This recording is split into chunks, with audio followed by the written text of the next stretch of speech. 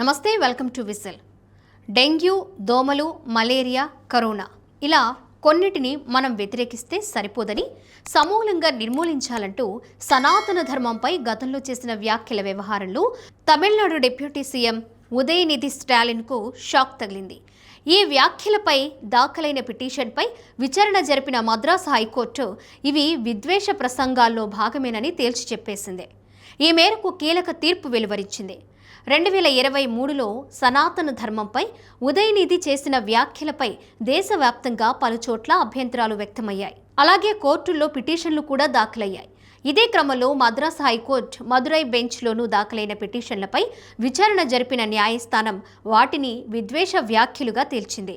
DMK 100 ఏళ్లకు పైగా హిందూ మతంపై స్పష్టమైన దాడి చేస్తోందని, మంత్రి అదే సిద్ధాంతిక వంశానికి చెందిన వారని గుర్తు చేసింది. మరోవైపు విద్వేష ప్రసంగాలు చేసిన వారు బానే ఉంటారని, వాటిపై స్పందించిన వారే చట్టపరంగా ఇబ్బందులు పడుతున్నారంటూ హైకోర్టు బెంచ్ వ్యాఖ్యానించింది.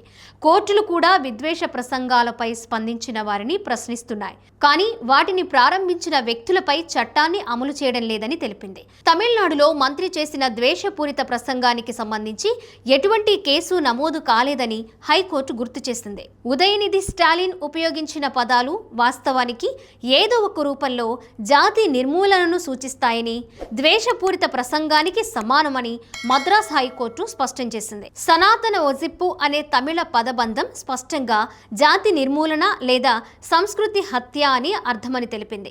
అటువంటి పరిస్థితుల్లో మంత్రి ప్రసంగాన్ని ప్రశ్నించిన పిటిషనర్ పోస్టు ద్వేషపూరిత ప్రసంగం కాదని తేల్చింది.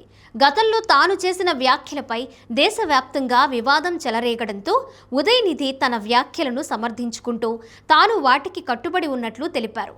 అయితే తన వ్యాఖ్యలు సనాతన ధర్మాన్ని అనుసరించే వ్యక్తుల మారణ హోమానికి పిలుపు కాదని స్పష్టం చేశారు. గతేడాది జనవరిలో సనాతన ధర్మం వ్యాఖ్యలకు సంబంధించి ఉదయనిధిపై క్రిమినల్ చర్యలు తీసుకోవాలని కోరుతూ దాఖలైన 3 రిట్ పిటిషన్లను స్వీకరించడానికి సుప్రీంకోర్టు నిరాకరించింది.